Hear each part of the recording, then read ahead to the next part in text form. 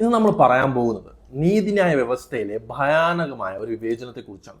ഡൽഹിയിലെ ഉത്തം നഗറിൽ തരുൺ എന്ന വ്യക്തി കൊല്ലപ്പെട്ടപ്പോൾ ഉണ്ടായ ഒരു ഔട്ട്റേജും, പക്ഷേ കഴിഞ്ഞ ദിവസം പശുക്കടത്ത് ആരോപിച്ച് ഒരു മുസ്ലിമിനെ തല്ലിക്കൊന്നപ്പോൾ ഉണ്ടാകാത്ത ഔട്ട്റേജും തമ്മിലുള്ള ഒരു കമ്പാരിസണാണ് നമ്മൾ ഇന്നിവിടെ നടത്താൻ പോകുന്നത്. ഡൽഹിയിൽ തരുൺ മരിച്ചപ്പോൾ ഉണ്ടായത് എന്തൊക്കെയാണെന്ന് നമ്മൾ കണ്ടതാണ്. എന്തുകൊണ്ടാണ് ഒരേ തരത്തിലുള്ള കേസിന് രണ്ട് തരത്തിലുള്ള നീതി നമ്മുടെ രാജ്യത്ത് ഉണ്ടാകുന്നത്? അതിനെക്കുറിച്ച് നമുക്ക് ചർച്ച ചെയ്യാം. ക്വിൻറ്റ് എന്ന ഓൺലൈൻ പോർട്ടൽ റിപ്പോർട്ട് ചെയ്യുന്ന വാർത്തയനുസരിച്ച് കുടുംബത്തിന്റെ ഏക അത്താണിയായ ഒരു മുസ്ലിം യുവാവ് പശുക്കടത്ത് ആരോപിച്ച് വെടിയേറ്റ് കൊല്ലപ്പെട്ടിരിക്കുന്നു. വെറുമൊരു സംശയത്തിന്റെ പേരിൽ നിയമം കയ്യിലെടുക്കുന്ന ഗോരക്ഷകർ എന്ന സ്വയം വിളിക്കുന്നവർക്ക് കിട്ടുന്ന രാഷ്ട്രീയ പിന്തുണ ഭയപ്പെടുത്തുന്നതാണ്. അവിടെ കൊല്ലപ്പെടുന്നത് ഒരു മനുഷ്യൻ മാത്രമല്ല, മറിച്ചൊരു കുടുംബത്തിന്റെ പ്രതീക്ഷകളാണ്. എന്നാൽ ഈ കൊലപാതകത്തിന് പിന്നാലെ ഭരണകൂടം കുറ്റവാളികളെ വീടിന് നേരെ ബുൾഡോസർ അയച്ചോ? ഇല്ല. പകരം ഇരയെ തന്നെ പ്രതിയാക്കാനുള്ള ശ്രമങ്ങളാണ് പലപ്പോഴും നടന്നത്. ഇനി നമുക്ക് ഡൽഹിയിലെ തരുൺ കേസിലേക്ക് വരാം. ഹോളി ആഘോഷത്തിന്റെ ഭാഗമായി കളർ ഒരു സ്ത്രീയുടെ പുറത്തെറിഞ്ഞു എന്നതിൽ തുടങ്ങിയ ഒരു പ്രശ്നമാണ് പിന്നീട് തരുണിന്റെ മരണത്തിലേക്ക് കലാശിച്ചത്. തീർച്ചയായിട്ടും ശിക്ഷ കിട്ടേണ്ട കാര്യം തന്നെയാണ്.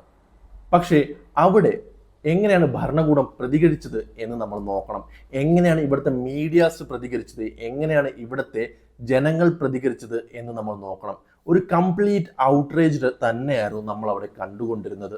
തരുണിനെ കൊലപ്പെടുത്തിയ ആൾക്കാരുടെ വീടുകൾ ബുൾഡോസർ ഉപയോഗിച്ച് ഇടിച്ചു തകർക്കാൻ വരെ ഭരണകൂടം തയ്യാറായി.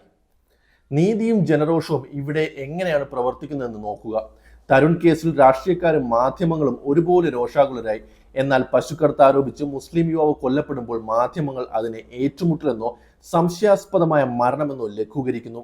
ഭൂരിപക്ഷ വിഭാഗത്തിൽപ്പെട്ട ഒരാൾ ഇരയാകുമ്പോൾ അത് ദേശീയ വികാരമാകുന്നു. എന്നാൽ ഒരു മുസ്ലിം യുവാവ് കൊല്ലപ്പെടുമ്പോൾ അത് വെറും ഒരു വാർത്ത മാത്രമായി ഒതുങ്ങുന്നു. ഈ ഇരട്ടത്താപ്പാണ് നമ്മുടെ ജനാധിപത്യത്തെ തകർക്കുന്നത്. എന്തുകൊണ്ടാണ് രണ്ടാമത്തെ കേസുകളിൽ ഇത്രയും ഔട്ട്റേജ് ഇല്ലാത്തത്? കാരണം മറ്റൊന്നുമല്ല, നമ്മുടെ രാജ്യത്ത് ന്യൂനപക്ഷം അല്ലെങ്കിൽ മുസ്ലിം വിഭാഗത്തിൽപ്പെട്ട ആളുകൾ മരിക്കുന്നത് ഒരു നോർമലൈസിങ് കാര്യമായി മാറിക്കഴിഞ്ഞു എന്നൊരു വസ്തുതയാണ് ഇതിലൂടെ നമുക്ക് മനസ്സിലാക്കാൻ സാധിക്കുന്നത്. അതിനോടൊപ്പം തന്നെ എന്തുകൊണ്ടാണ് ഇവർ ഇത്ര ധൈര്യത്തോടെ അവരെ കൊല്ലാനിറങ്ങുന്നത്?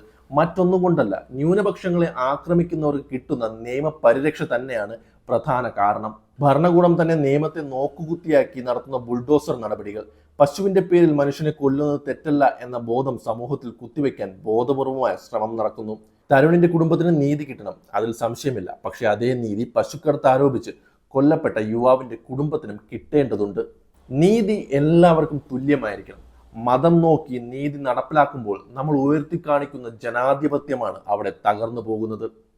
നമ്മൾ ഉയർത്തിക്കാണിക്കുന്ന മതേതരത്വമാണ് അവിടെ തകർന്നു പോകുന്നത്.